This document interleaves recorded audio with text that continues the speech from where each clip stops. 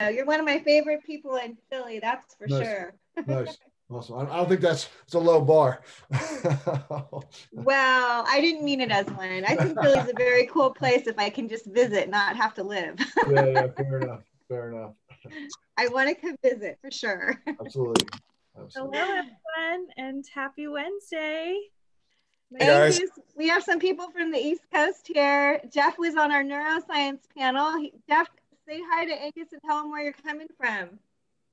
Hey, Angus. I'm from Massachusetts, but I'm near Providence, Rhode Island.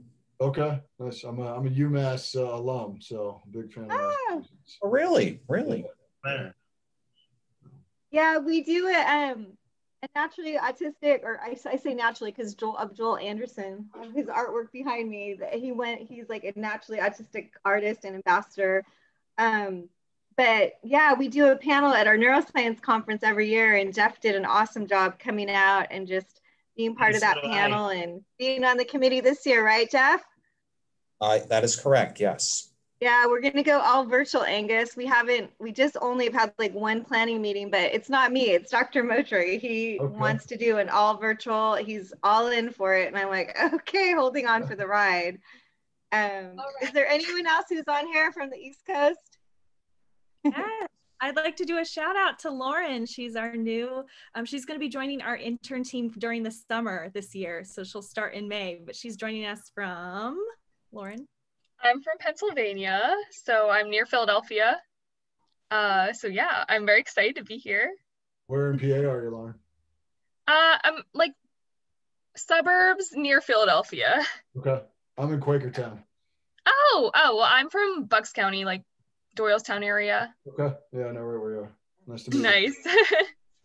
That's great. I'm so happy to have you on here along with everybody else. And I want to give a shout out to Rich Horner too. Angus, I always want you guys to meet one day. He's running our lead project manager for our long-term vision of building a center out here called One Place. So I don't know if I told you anything about it, but at some point we want you to come out, and definitely Rich will talk one-on-one with you about it, or you could do a Zoom call if you wanted before that. Depends on how busy you are. Okay, and, yeah. I'm jealous of Rich's background. There's about 2 feet of snow where I am right now. So. And Terrence was on our autistic panel too. Terrence, say hi to Angus. Oh, hey, Angus, have we met? I'm Terrence Patches. Nice to meet you. Nice to meet you, Terrence. I don't think we've met, but nice to meet you. Nice to meet you too. Terrence, Angus sent some of his staff to the conference to speak on his behalf because he couldn't make it. He has kiddos and he couldn't get away. Yes.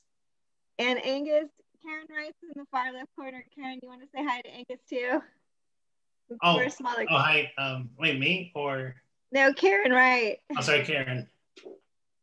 Do you have your audio, Karen? Oh, maybe not. Angus, Karen's been with our foundation forever, and she heads our prayer ministry, which has been a total gift to all of us. And I just felt extra that I wanted to have you know who she is. And she orders prayer quotes a lot of times for different people in our Autism Tree family. And I personally am just always grateful to have her here on this call, and just everything she does for our team and families just can't even be quantified. It really doesn't matter what religion, culture, or background someone is. Karen just has a gift of being a light. And I was just inspired, you guys, to, Angus, I don't normally have everyone reach it back to somebody, but it's really nice. I haven't seen you in so long, and it's just really cool today, make it a little extra special. So with that, I'm going to turn it back over to Rebecca. She's doing a phenomenal job of everything to do with our COVID strategy. Thank you, Dana. So I know a couple of you are new here. This is your first time. So a couple of Zoom rules and refreshers for those who are returning. Please mute yourself when you're not speaking. We recommend speaker view for presentation. Sharing video is optional, though we love to see all your smiling faces. And then please type all questions and comments into the chat. We will have a 5 to 10 minute Q&A at the end with our special guest today, Angus Murray. And you can definitely please utilize the chat for your questions and comments throughout this whole Lunch and Learn. We'd love to hear from you. And then a quick update from Autism Tree since March of 2020, when we started doing these Lunch and Learns. We have now reached over 537,000 people through all of our social media platforms, which is incredible. This is through our Facebook, LinkedIn, Twitter, you name it, we do it. So thank you to everyone who has been interacting with all of our social media posts. Our posts have been shared over 883 times. So thank you to all who are sharing our video content and our resources to reach our community of families. We have now 329 videos on our YouTube channel, which is amazing. Please subscribe today if you haven't. It takes 1 second. We do post daily and weekly new content all the time from our volunteers who submit videos to us. So we have posted 279 videos since March 12th of 2020. So thank you to all of our program managers and our amazing volunteers who have continuously submitted this amazing content, new ideas for our kids and families to do at home during shelter in place. It's been so helpful as a resource to our community. One of those video series that we've done is our Reading with Autism Tree series, which started in April for Autism Awareness Month. We've now posted 103 videos of our volunteers reading children's books to our kids, and we've reached over 44,000 people just through that series. We have also provided 216 virtual events to date, which is amazing. We reached 201 by the end of 2020, and we are continuously adding new events to our calendar. We have 10 events coming up between now and the end of February, though I will be adding multiple this week. Now we're also providing 19 out of our 20 programs. We've been able to pivot since March of last year, all onto virtual platforms. One was in person, our Bridge to the Beach program, which we hope to do again this year. But yes, so please, thank you for everyone for participating in our virtual programs. We are so happy to stay connected during this time to all of you. So without further ado, I'll pass it off to Dana again, and she'll be introducing our special guest today. Thank you, Rebecca. It's just been, really exciting to be able to come every week together and do something so positive. I always go back and watch every single Lunch and Learn, and I always take away something afterwards when I'm not just focusing on actually what Rebecca and I are doing, but actually just the whole taking in each speaker that we've had has honestly just meant so much to me. And I feel that it's meant so much to all of our group. And, this week we had a special opportunity with Terrence. And if those of you, Terrence is on the call right now, and we knew that we wanted to choose Terrence to be our spokesperson for our new relationship with the San Diego Symphony. And I just want to bring it up right now so everyone knows how proud of Terrence we are. He's on the call. He's a musician, Angus, and they've done a documentary about him. And now we're doing this new partnership called Meet the Instrument with the San Diego Symphony. And I wanted to share that a big part of it came from Terrence is here every week on these Lunch and Learns. And it's just honestly been such a gift. All the light that he shines on each one. And so I'm really proud of what we've been building at Autism Tree during this really challenging time during this pandemic. And I don't think it was an accident. It was actually an extra gift. I don't even know. I'm just counting it as a blessing on our pre-call with Angus today to reconnect. I haven't been back to Pennsylvania since I moved back home, which was right before COVID. Literally, Todd took the job at the new hospital. He was in training in Arizona. He started here. His first week running the hospital is when they shut down the hospitals and wouldn't let visitors in anymore. And so it just felt really extra special that, Angus is coming to us from Pennsylvania. We still have our house there, and Todd's company is actually based out of Mechanicsburg, Pennsylvania. So we were supposed to have gone back there a couple times, and then they've canceled it and done everything on Zoom like everyone else is. So I just can't say enough how much I know that I wanted to keep in touch with everyone I met. My time being bicoastal for a couple of years. And it just reaffirmed it today when I saw Angus and thought about when Angus and I first met is right when he took this job that he has right now, which is running the Kinney Center at St. Joseph University. And what was really incredible to me is, you know, I'm on social media, and one of our family friends who's been with ATPF for 17 years now, the Giardo family, their 3 girls are graduates of St. Joseph University. And I just would know that they were some at a school that snowed because I would see the pictures. And then all of a sudden I realized when we were moving there, oh my gosh, I'm going to be close to them when I moved there. So we got to enjoy all 3 of the girls. We went to their graduations from St. Joe's, and one of the girls actually did the program that is part of the Kinney Center. The college kids can get a special certification in autism. And so I was aware of all that because the girls are so involved with Autism Tree. They did Autism Tree as a project at St. Joe's as part of that program. And then Brianna Giardo has been, a lot of you know her, she's been an intern for ATPF for a whole summer, and she only graduated St. Joe's in 2019. So they're all recent graduates. They're all doing so great. And I just think so highly of the university and the program that Angus ran. And so I'm really excited for him to share more of the program with you today. It's my hope sometime that one of our ATPF kids, at least, will go be part of the program that Angus is overseeing there as executive director. And Angus, every time we usually kind of kick this off with a question, and then after we do a lunch and learn, we send out a follow-up email, and it's nice because I get to see and hear people's voices, and it's just one way to further connect. The question I had for today was, when has someone helped you that really touched you deeply and stays with you always?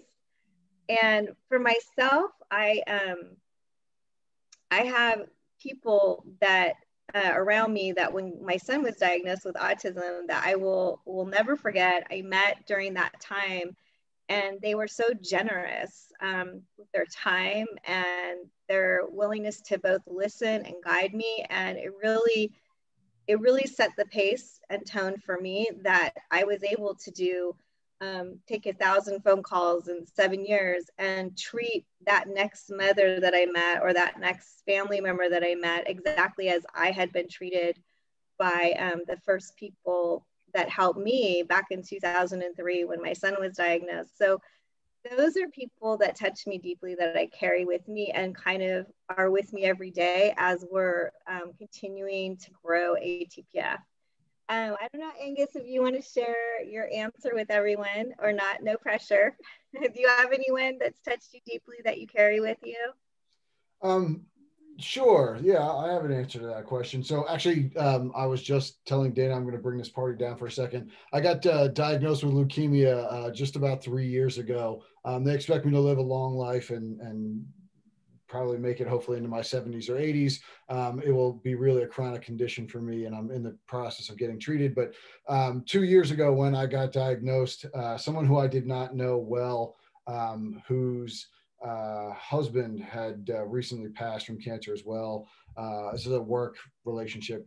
Didn't know them very well, but she reached out to me out of nowhere and just reminded me that I wasn't the only one going through this, that the people who were surrounded by me, who I love and care for and who love and care for me, were also having to deal with this. And at the time it was one of those like, what are you talking about? I'm the one who's sick here. But as I have gotten further away from that and further down the road, it has been one of those very wise, sage pieces of advice that I have gone back to, because it has had a profound impact on my wife, on my parents, on my kids.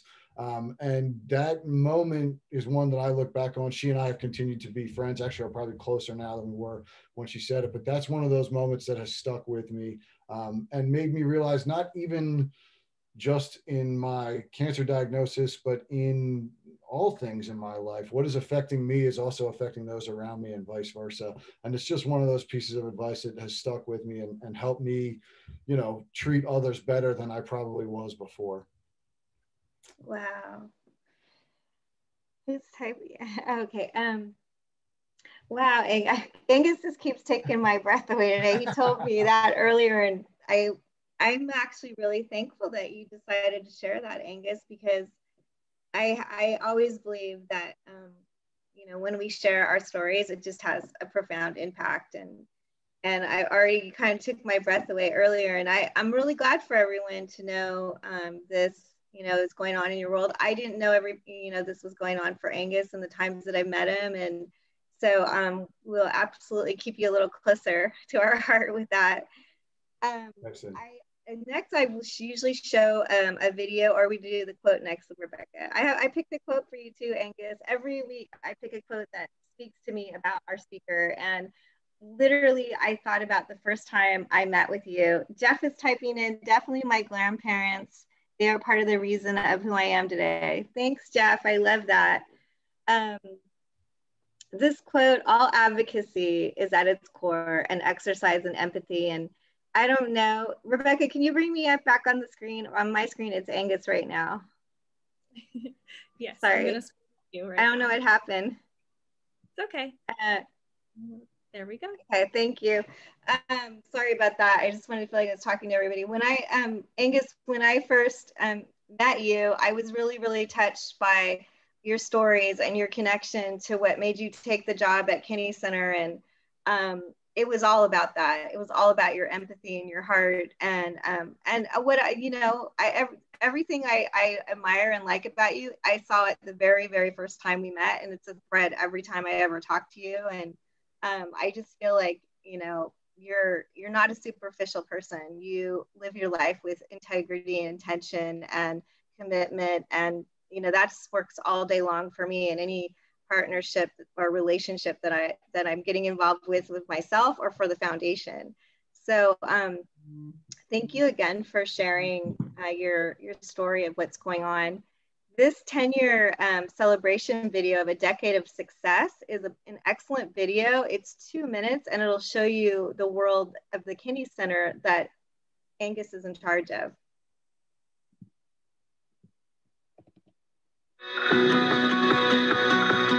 Since 2009, the Kinney Center for Autism Education and Support has established itself as a trailblazer in autism awareness, student success, and research. For the past decade, the Kinney Center has prided ourselves in educating and training tomorrow's leaders in the field of autism support, while serving individuals and families affected by autism today.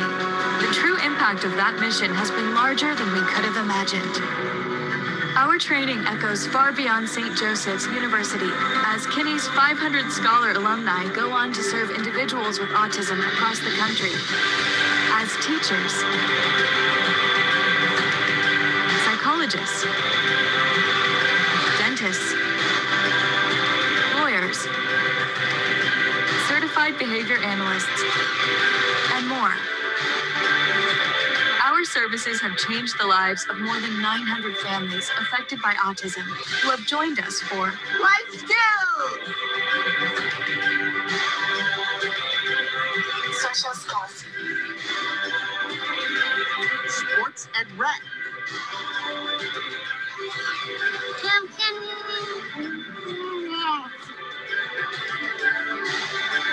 job coaching, Aspire college support.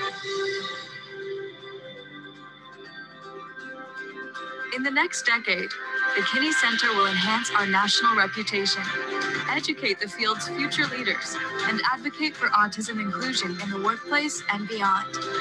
We will work with our learners to identify passions, hone skills, and plan for a fulfilling future of independence. We will expand the demographics of our scholars to include a wide array of majors and studies in an effort to create a generation of professionals who advocate and embrace an increasingly neurodiverse world. We invite you to join us on our next decade of excellence by making a gift today.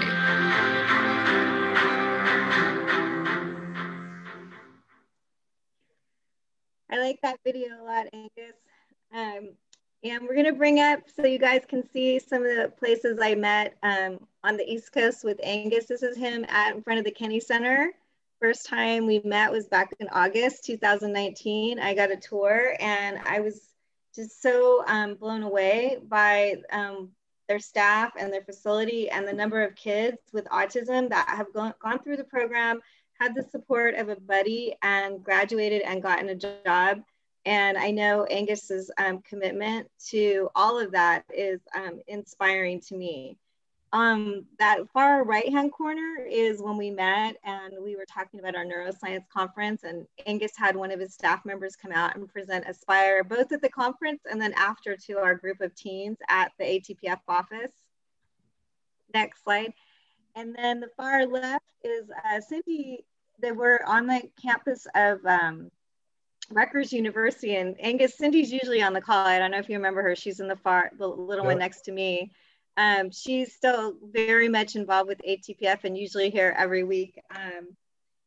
And Dr. Torres, I think, you remember, and she is very involved usually in our neuroscience conference and knows our chairman, Dr. Motri, very well. And then the next photo, Angus set up, and I think it's something that our team will always cherish. We're there, our ATPF group, with Angus and the head gardener for the Barnes Foundation's personal private home, and we toured the gardens. It was really incredible. And for those of you that are art buffs and go to museums, the Barnes Foundation and Museum in Philly is pretty amazing and very unique. And this was their private property, which was just an incredible experience. And the Kinney Center is very close. It's like on the property right next to it. And this was actually extra special. I know our new intern, sorry, I'm blanking on your name, but from Penn State, that's in Bucks County. This private home, Dr. Fez, I know, spends a lot of time at his home in Bucks County as well. This is his home in Philly. And he opened it up for our artist, Joel Anderson, whose artwork is behind me right now. He did a live painting and we auctioned it off and raised money for Autism Tree. And it was really wonderful that Angus came to this event and met a lot of people from Dr. Fez's organization that he runs. Is called Global Neuro, GNS, I believe, and he's a neurosurgeon. And he does a tremendous amount with research in Philly, and he's best friends with the neurosurgeon out here that helped me start Autism Tree with Ty, my husband, is Dr. Michael Levy. So Dr. Michael Levy introduced us to Dr. Vez and his wife, and his wife is actually runs the medical school admissions at Drexel University. So it was just a really incredible time, and I'm just grateful for Angus to welcome our whole team when we did an East Coast tour back there, and continue to stay in touch. And once again, I want you guys to know, at the Autism Tree family that's here, that I hope one of our families with autism gets to go and experience firsthand the Kinney Center and the autism program that they've had, I believe now for, is this 8 years, Angus, that program's been going on for college students on the spectrum? The program is in its 9th year. So, okay, yeah. Great. Well, I'd like to turn it over to you now and just say thank you so much for being here, and we'll carry you extra in your heart for sharing your story today, your personal story. Thanks, I appreciate that. Rebecca, am I screen sharing or are you putting it up? I can put it up. I've got it ready. Perfect. So hi everybody, as Dana said, I'm amazing and wonderful. It put me on a spot, makes me feel uncomfortable, Dana, but thank you for that very nice introduction. I am the executive director of the Kinney Center for Autism Education and Support at St. Joseph's University. The Kinney Center has a twofold mission. We were founded, 11 years ago by an alum of St. Joseph's University who had a child on the spectrum and was appalled at the lack of services for folks on the spectrum at that point, and even appalled at the lack of knowledge and understanding amongst the professionals in the limited services that existed at that time. Luckily for us, they were in financial situation that they could be generous. They made a very large gift to the university, which is an endowment that provides a big chunk of our annual funding. And it's got a twofold mission, and that is to educate and train the autism professionals of tomorrow while supporting and serving the individuals and families affected today. It is intentionally written so that it's educate and train the autism professionals of tomorrow, and then second, supporting and serving the individuals and families affected today. That on the surface doesn't seem like they would necessarily conflict with each other, but when we get a little further in, I'll circle back to that and why that can sometimes be an issue for us.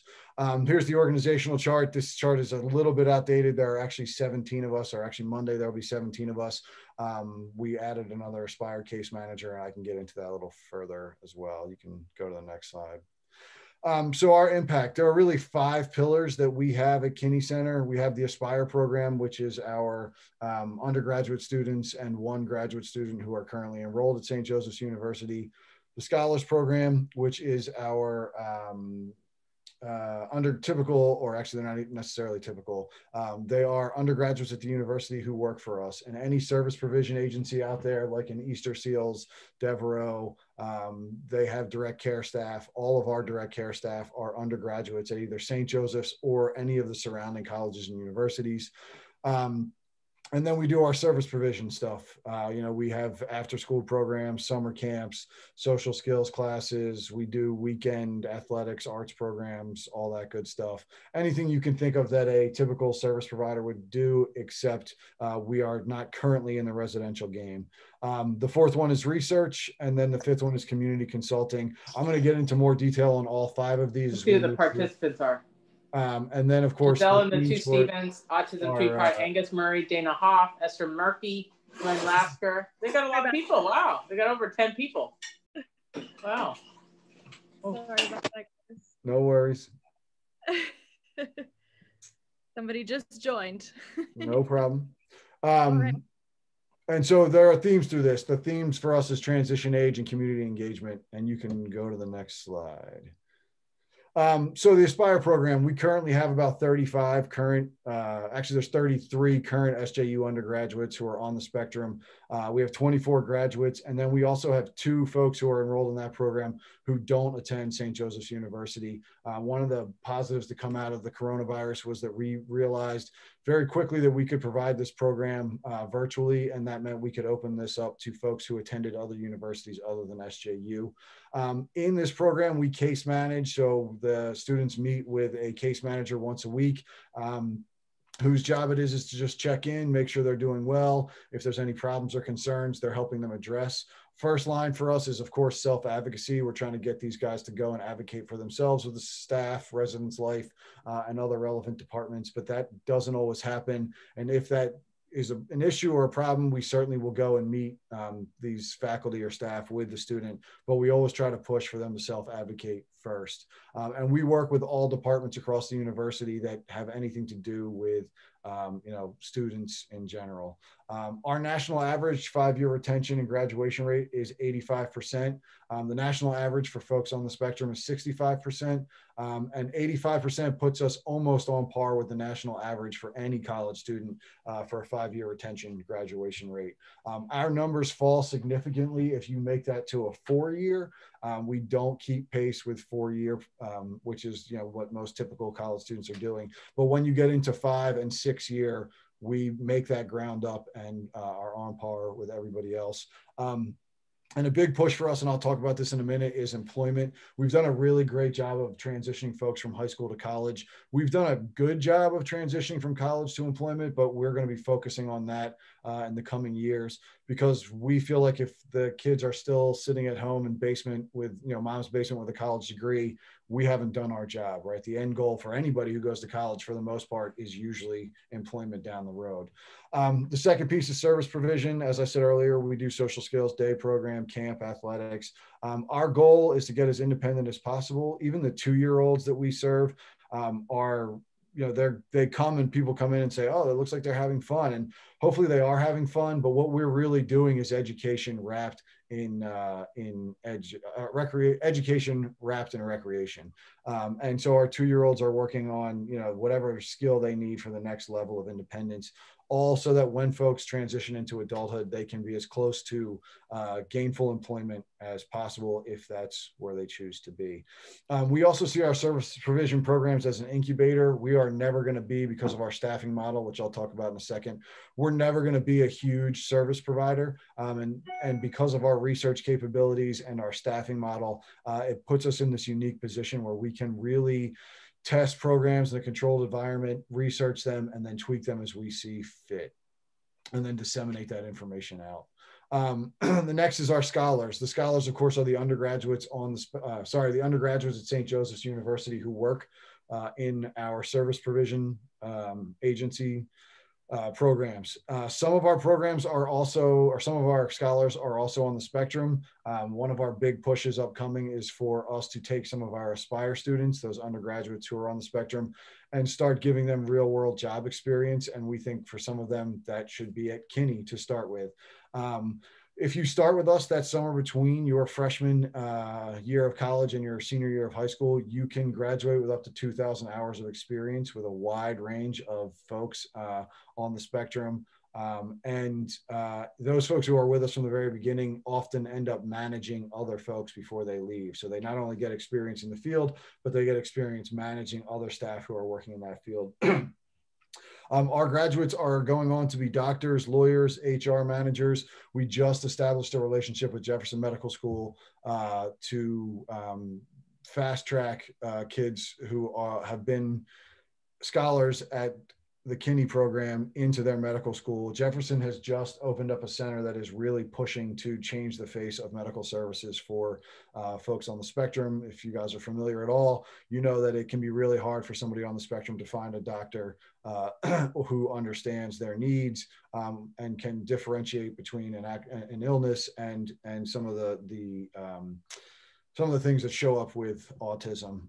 We also have recently moved in the direction of partnering with our School of Business to create an autism, it's for the human capital majors, which are the folks who are going to go on to be HR managers. And it's a certificate in autism, because as autism to work starts to explode, you get companies like SAP, JP Morgan Chase, Ernst & Young, so on and so forth, who've committed to 1% of their workforce. Well, 1% doesn't sound like that much until you realize SAP has hundreds of thousands of employees. You know, you're talking 2,000 employees at SAP on the spectrum. Job coaching in my world is becoming a dirty word. And we think that, you know, the way these are really going to be successful isn't to have a job coach through your vocational rehabilitation office who after 90 days says goodbye and good luck, but actually have somebody, you know, again, SAP has 30 people on their HR team. One of those folks should have a background and understanding of autism and the needs that come along with having, you know, employees who are on the spectrum. A big change for Kinney when I arrived there, they had spent the first 10 years really focusing on preparing individuals on the spectrum for society. I'm a big proponent of we also need to be preparing society for individuals on the spectrum. I don't think it's fair that you should say folks on the spectrum should meet society over here, or the other way around, that society should meet folks on the spectrum. They really should be coming together in the middle. We have found that most of the accommodations we provide for folks on the spectrum actually improve the environment for, you know, your typical folks as well. We can so research. Research for us is really tied to the service provision agency that we run. Kinney will never be a class 1, or St. Joe's will never be a class 1 research institution. In Philadelphia, we have Drexel University, Children's Hospital of Philadelphia, right? These are power players in studying autism. And we can't compete, and nor do we want to for the clinical side, but what we can do is study the programs that we put on. And again, disseminate that information out to other service providers. Where we do get involved with the class 1 research institutions is research in Philadelphia is cutthroat if you're not familiar with it, right? Everybody is after the same dollars.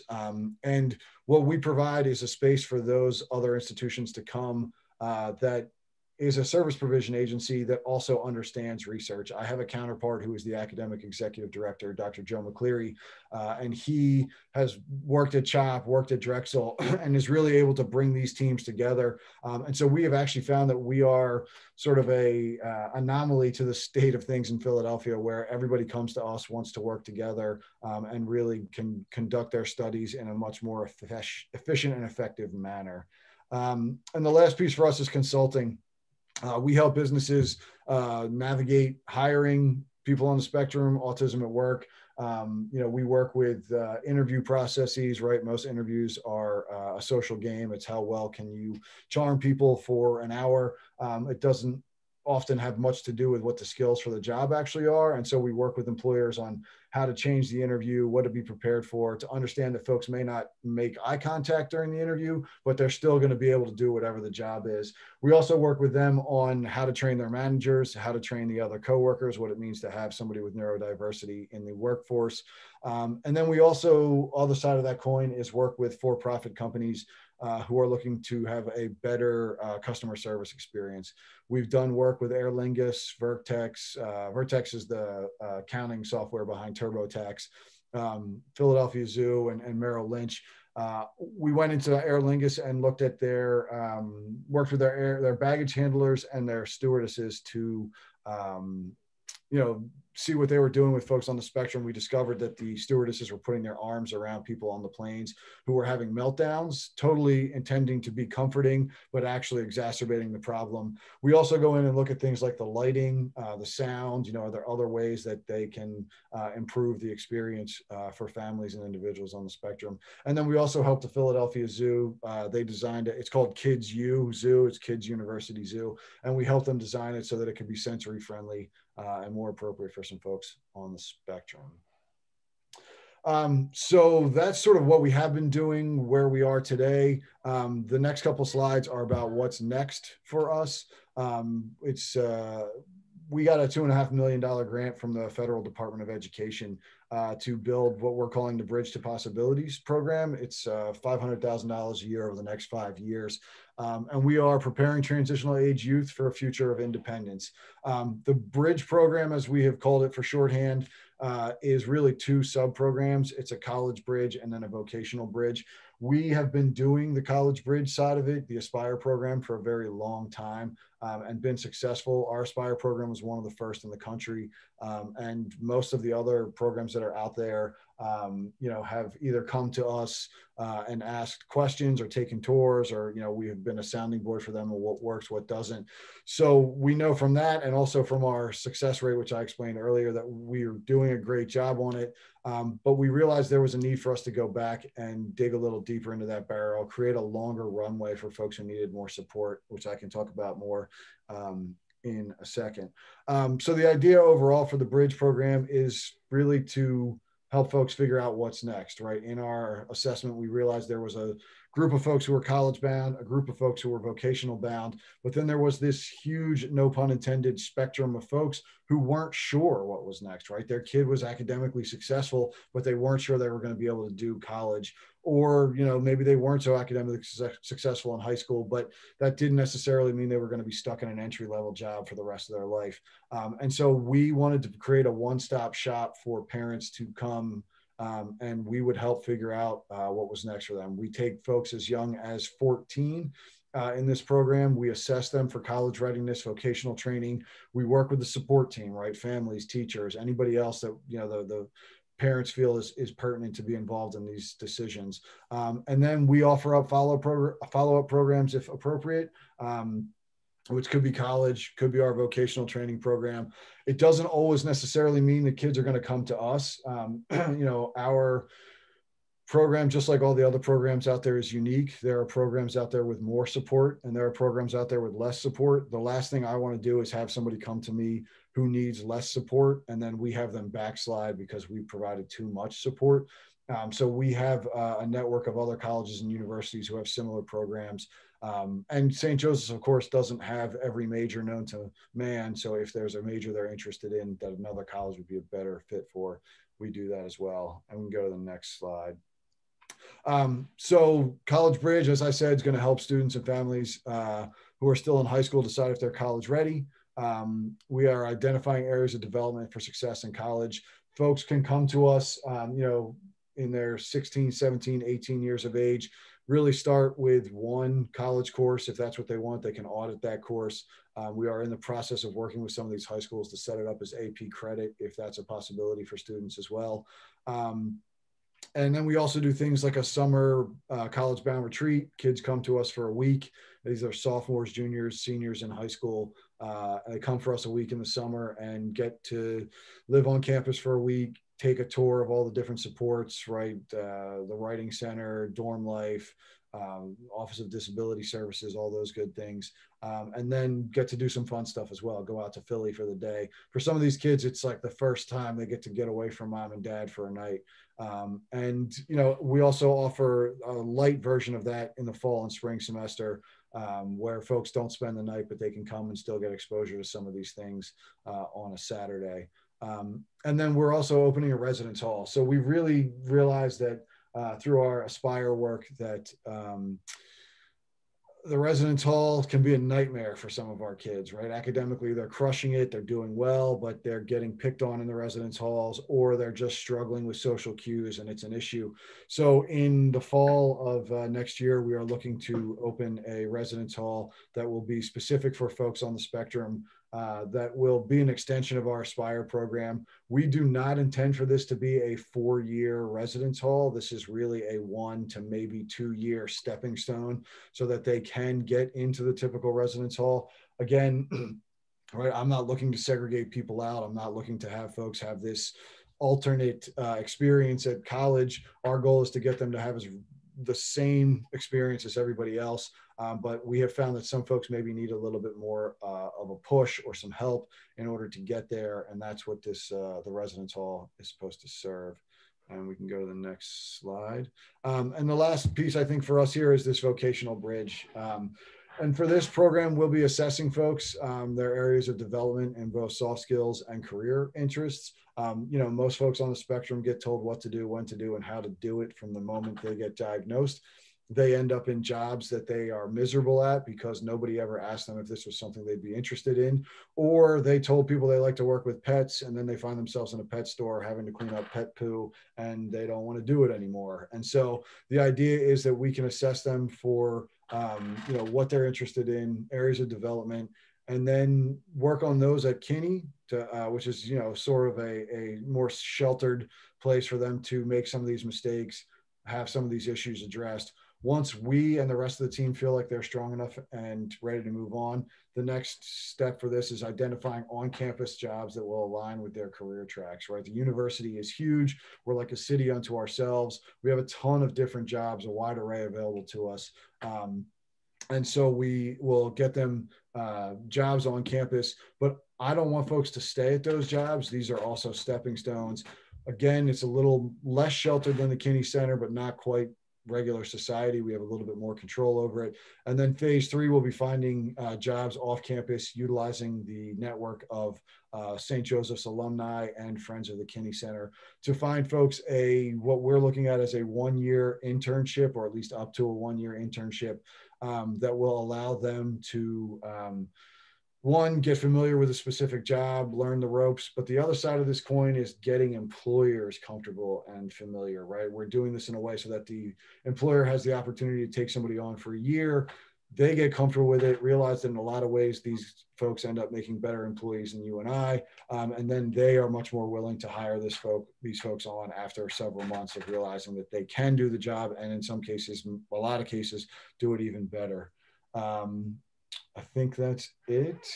I know I ran through a ton of information really quickly, but I guess we're open up to questions. Yes, absolutely. Yes, we'll open it up. Anybody who wants to has a question for Angus, please type it in the chat, or you can unmute yourself. Oh, Rich, I see you have your hand raised. You can unmute yourself. Oh, we can't. There we go. Okay, how about now? Got it. Okay. Hey, great presentation. It's so exciting to see what you're doing to help individuals go out into the world like that.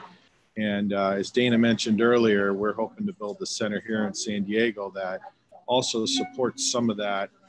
And my question was, in addition to the brilliance that the neurodiverse bring to the workplace, and there's so many things I think a lot of companies are discovering, is there any, have you discovered any formal incentives that are out there for those companies to really try to expand their inclusiveness to neurodiversity? Is there, government monies or anything to support them going out and expanding their workforce into neurodiversity, or just curious?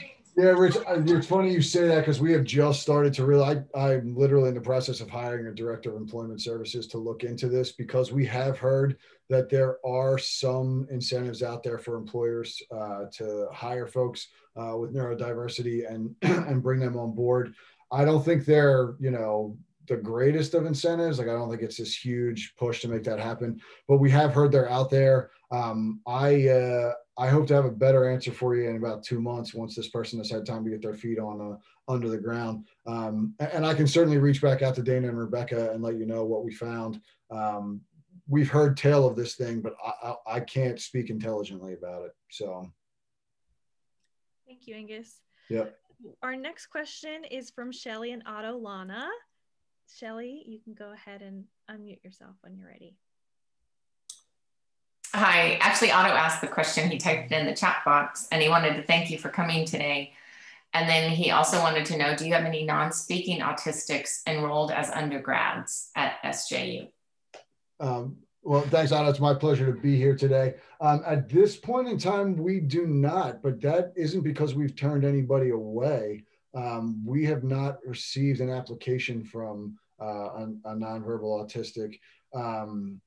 Folks do have to get accepted in, not that nonverbal folks on the spectrum couldn't do this, but we have a relationship with the university where folks have to get accepted into St. Joseph's just like any other student would have to. So they'd have to meet the academic requirements, but we have never turned anybody away for that. We do have some folks who have some limited verbal skills, but we don't have anybody who is completely nonverbal.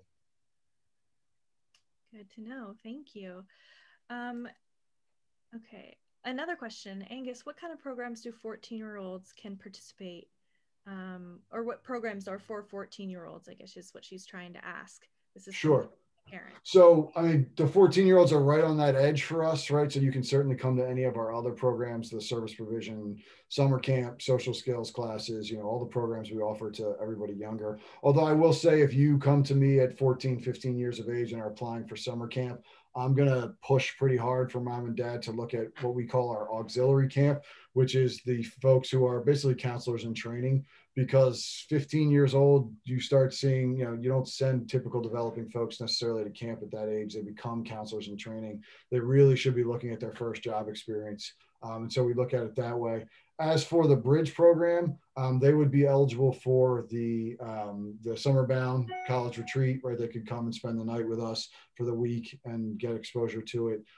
We certainly have the college-bound retreat light program as well. My guess is at this point that they would be a little young for auditing classes. But if this was somebody who was academically there and capable, we would certainly be willing to discuss it. Great. And I have one more question. We talked a little bit about this before we welcomed everybody in, but why don't you tell us a little bit about the online platforms that you're offering right now, if any, kind of how the Kinney Center has pivoted their whole structure during the pandemic. Sure, my whole structure in 2 minutes. So our Aspire program was, as I said, was very easy. We were surprised at how seamlessly it transitioned, which allowed us to open up to other colleges and universities. The programmatic side of the house was a little more difficult. We shut everything down and then sort of worked to get everything back open. Our day program, we run a day program for higher needs adults, and we are at this point only running at 50% capacity 4 days a week. So we have half our crew in Monday, Wednesday, and the other half in Tuesday, Thursday. It's not ideal, but the state, who is the funding agency for that, won't allow us to open any more at this point in time. We keep pushing and they keep saying no. We actually secured more space and they said no. We also moved a ton of stuff online. We originally started posting videos right away for anybody, whether they were a Kinney member or not. That was how to deal with, you know, some of the issues that we saw popping up around COVID and quarantine and isolation. You know, schedule as quickly as you can. We found those to be great. We moved our social skills online as well, and we got a great response for that. Same with our summer camp. We had about 60 folks signed up in person, and about half of them dropped out when we said we were going to do it virtual. We were scared to death because virtual camp was like, what are you talking about right now? But we pulled it off. We got rave reviews from folks who attended. We also got some very unfriendly emails from some of our higher need families, which made us really turn and think about how we could serve these folks who can't be virtual, right? A big portion of the clients we serve cannot sit in front of a computer without support for an hour at a time. And so what we ended up doing was we created in-person programming. We limited it in number, and we also basically said to folks, if you can do this virtually, please don't apply, because we need to save the limited spaces we have for folks who need in-person support.